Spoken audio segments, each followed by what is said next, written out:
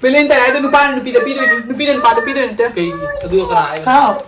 Cake. Hello everyone, मैं अपना Mikey channel दा तरानोक चरी अदुम ngasi se ai vlog se haore ko khara thing tap na tauna ai wakhan je nung su nungai ta bana ngasi se ichanu pi se amra mathi alang wa phai da no jor lo thoke to ni do no jor lo thok to ka mai ta no khang re dum pham le ga wakhan je kai tok si ge na wakhan khan ga na dum vlog number haure je ko sa ju khana ge ba ko aduna ma horen la kan da lan jaw jo pom se thoka da bale la me am ngasi vlog se ma mai ta bale ni si Kending dagi pochai le ambani sising se mana aduga ha simang mama gi na le bani ai imai oina to thoke na spec se mama san mama ngong da bagi sim ne na hauji mai ngong da khana ba bagi ai hausi ai na ma la kan da la da matam da tu kani bu ko ina tawga le se do mai reaction jing si kamai to ga Damiam, ako say lactinies kay tahogi to niya baka mga sa yung tekin ni chaluraga halaga layer ka tanami ba sila layer ado hizi package to garaga ma lactinies ka mahozi punga mamakhay ko chabay lactini baka ay chahin ang pop thong na ko na loisale ado ga di free or kan ko na prop to horen mo makeup to layer ka chahin ang thong di na mo mo da phubagi tangka kamado ado ay nathami ba do di ay hozi sisa package ka to ka do jung Sisa ina mamang do sina gi bani ko adu dum aina sina ba tanda ako saina kaino jam no mamai go to ena na han sina gi bedo an ha ga oran adu mana do gi da aina to ke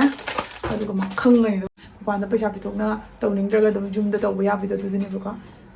so mamai am no thok pani ko mamai nan thok pani mamai hydrate to pani ko adu se step 1 step 2 khang do mi su mi lai lai na sina ba ya ni ga step 1 step 2 step 3 Step 4, Step 5, Step 6 loi le do minute masinga ko na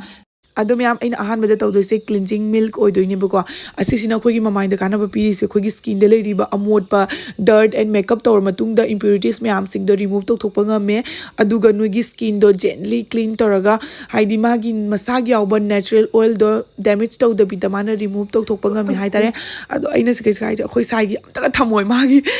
amta thamoi loina mamai da te thokani na aina haga tai ni bako si te mta da khoi mamai se am chatina clean oraga yam chatina khogi nunga ba do ebo ko mamai da khoi mon ga lardna aina si se facial je taw na aina hana quarter da leirak pada chiche khoja gi chiche ma thengnarak pado adu gi chiche do ningjang ema na facial to bi bado tak pirak pado smai to mai ta thuru ga lai ko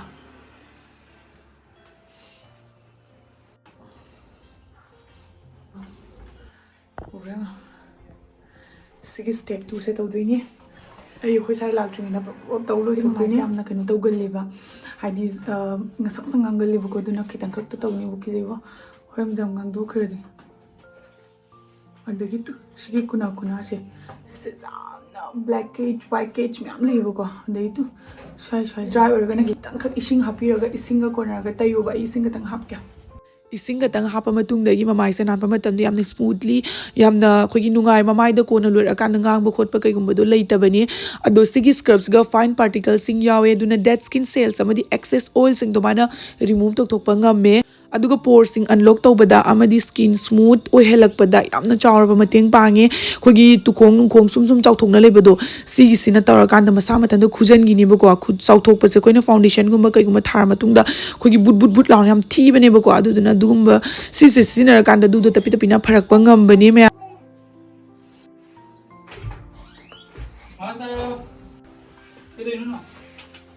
Nada bro. Yade. Ei ka no. Asu.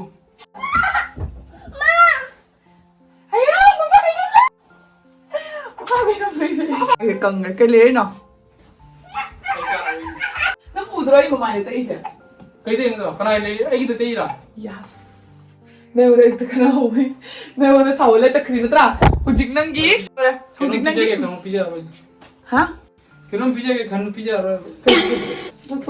तो मैं हम my हम ता थोला के थबक नि से proper तो ये कोई साइन के नम ले ए द सिंग दिसु ये उनकी अदु मैं हम से से वैलेंटाइन नि बको आई काउ थुरे औ दुगी ngasi ma dugi ngam dre dugi kiri ni kai khanna oira kai no khangde du ngam dre step 2 oira bako face scrub tawre bako 3 steps ga lak to se massage cream ni massage cream se khogi mamai se massage to bi batana tana khogi mamai da mana kana ba piri se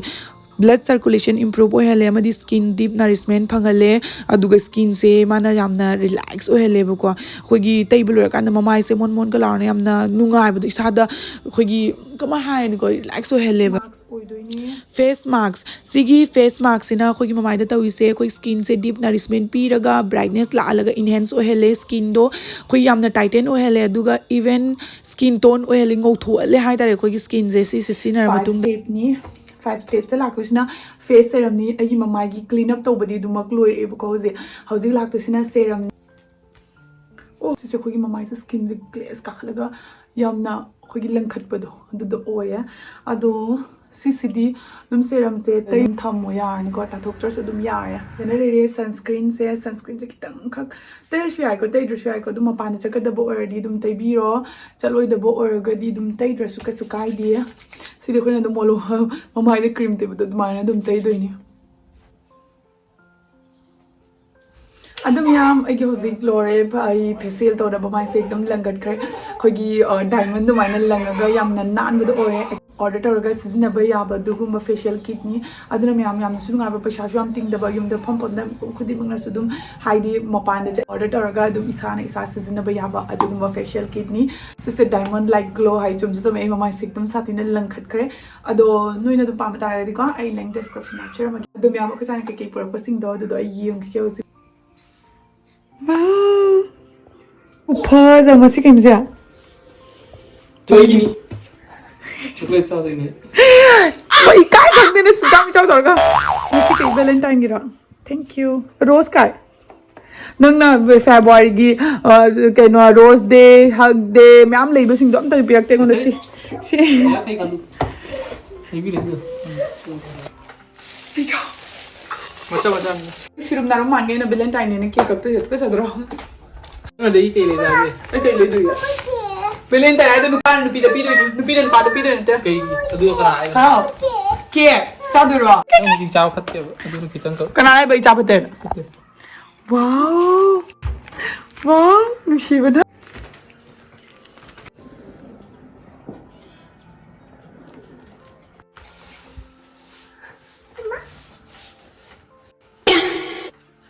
mayam do liner loi tho kare ba ko khoi ha tu na kai na ko na ko aya mana kamera masi nang dine do myam ngasi gi valentine nu min ha bai ko na ko ro ko khoi sai na ai gi damak ta cake ama le bire e aduga chocolate maga macha nu pi gi ra khang de hi ra khang de kana le ri ja kai gini nang na sa ta le ko pizza le re akhoi hung gi amam pista mi mai mai gi amam kam yay pego na hanai lo wow pego na hanai lo nang dre ne kai nu ne khai ri si bua ai na ha sa tra ai nang gi wa kan da si le be po cha kamai lai nam ta ro lei da su wangangi lei da su wangangi marai ma cho na blog sa sa dum le shin jare ko ngan si gi di bye